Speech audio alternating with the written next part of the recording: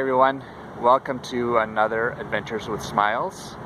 Before I start this episode on the Red River Rebellion, I want to give a shout out to my newest subscribers, and Josh and Luke. And also, I gotta give a shout out every video to my biggest fan, my number one, Shmeli, Texas Pringle.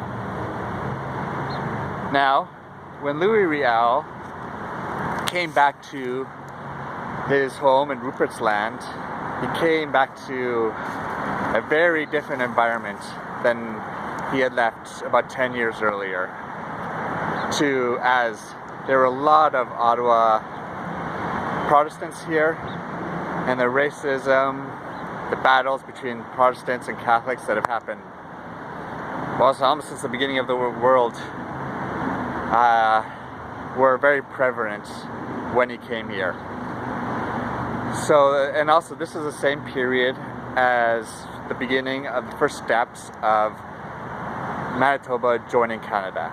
Now, John A. Macdonald, the first Prime Minister of Canada,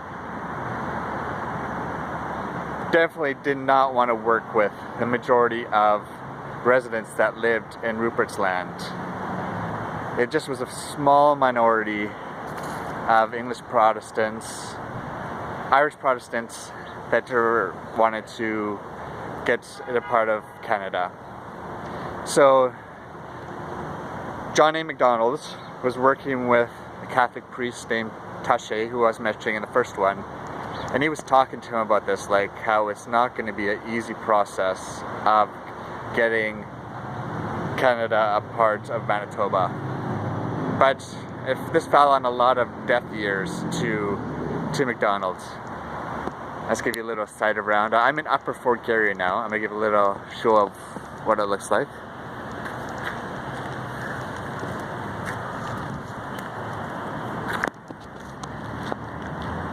Now, John A. Macdonald sent in a surveyor named Colonel Dennis, was his last name. And this definitely did not go well with Riel and the Métis and their political party, of not even negotiating with them before coming in to survey. It's like taking the land by force. So, let's see here. So, and this was what came to be as Riel denounced this by the Canadian government, of coming in here without negotiating with them at all. And he definitely did threaten the Canadian government. It's like, if you continue this is going to lead to a war, which led to the next step of the Canadian Party and John A. Macdonald sending a John Schultz over here with troops to stop the Métis of having their way. So they came here, and they definitely probably didn't even know what they're totally getting into, and that 48 men really wasn't gonna do much. So they came here and came to, this is the last of, but this is where they would have posted. This is the last part of Fort Rouge that was remaining. If you want to pause when you see this, you can read this plaque that's up.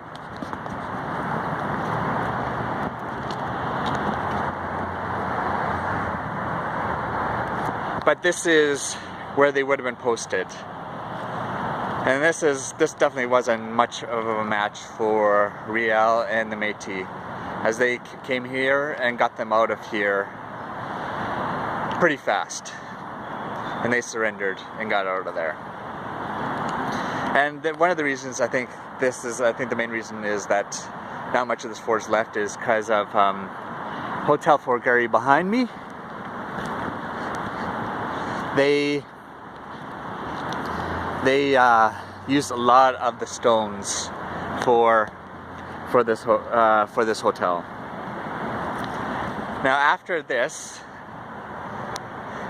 Ottawa finally buckled a little bit, and they sent in 3 emissaries to try to negotiate with Riel on getting peace and getting Manitoba part of the Union of Canada and Confederacy of Canada. I'm just gonna hop over here and show you it from this side. See that? Yeah, that's got to be probably about. I'm 5'11", so that's got to be probably about close to 20 feet up there.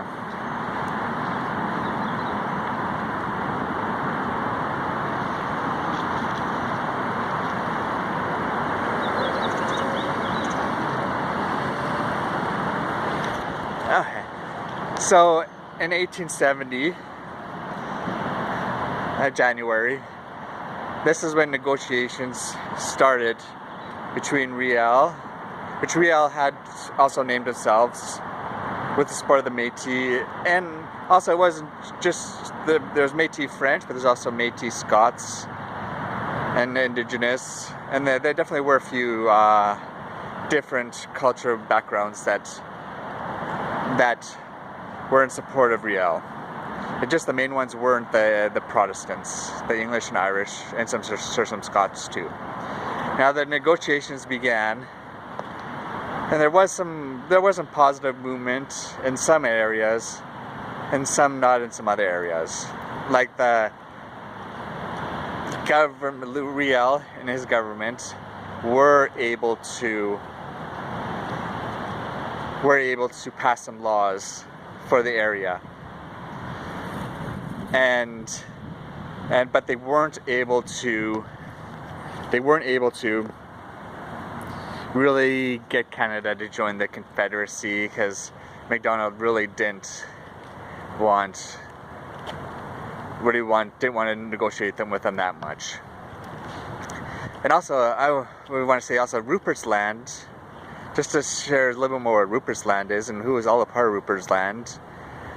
It was Manitoba, Saskatchewan, Minnesota, Montana, and both the Dakotas.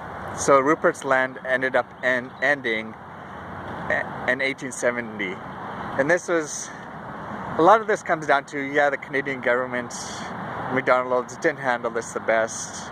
Is the classic case of take it by force, an army instead of negotiate. And the Métis were pretty strict. There's no doubt about that.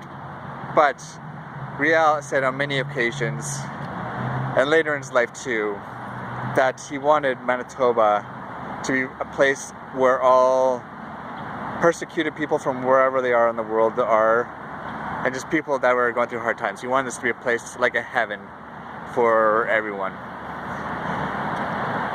And then, after that, I guess in 1870, that probably would have been around when Minnesota, both the Dakotas, and Montana joined the States. And Manitoba, soon after this, joined Canada.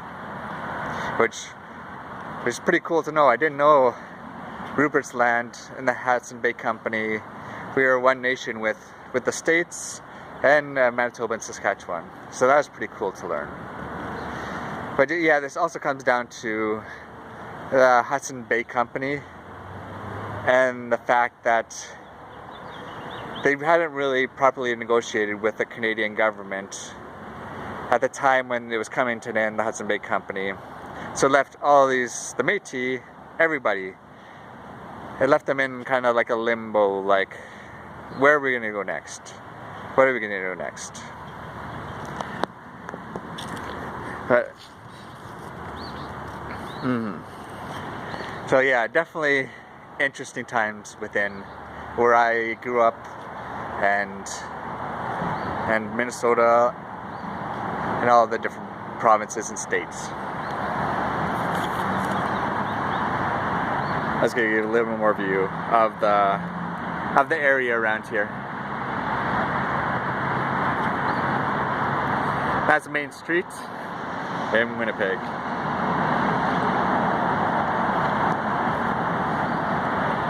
And part of the negotiations too with Louis Riel, he was trying to make the land both suitable and have different areas for both the English Protestants and everybody else. But it never really happened, sadly. So, in February of 1870, Bolton and Scott, Thomas Scott, they led an uprising against the Métis provincial government and tried to disrupt and destroy all their belongings. And so they had a trial for them. And Bolton, even though he was first given the death penalty, his lawyer and others, and Riel, the main reason, he had learned his lesson, that he wouldn't do something like this again, so they let him off.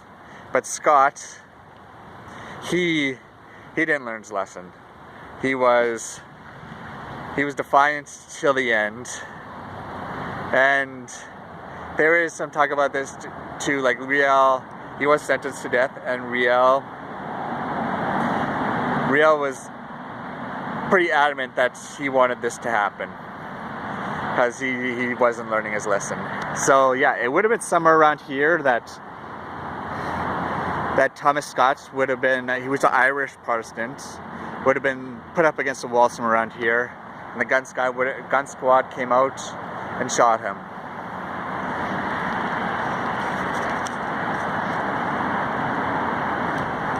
And later this year, it finally came to pass through negotiations. Canada was finally a part of the Union Confederacy of Canada, and John A. Macdonald did at first pardon Louis Riel and others that were part of Thomas Scott's and the rebellion. But they thought this would be the end of that they wouldn't be any more trouble. But John A. Macdonald definitely had a different plan, and those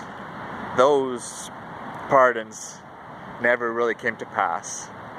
And that will be the next part of the story. Sadly, I can't make it to Montana right now, which is where Louis Riel went because he was exiled from Manitoba. But I will be getting into that in the next episode. But yeah, thanks for tuning in. Don't forget to hit that like button, and hope you're all doing well. Great spring's coming. Sadly, we can't do all the things we can, like watching sports or different activities outside, but still get out there. Stay healthy, you guys. Go walks in your parks wherever you live, Texas, Manitoba, and all over the place.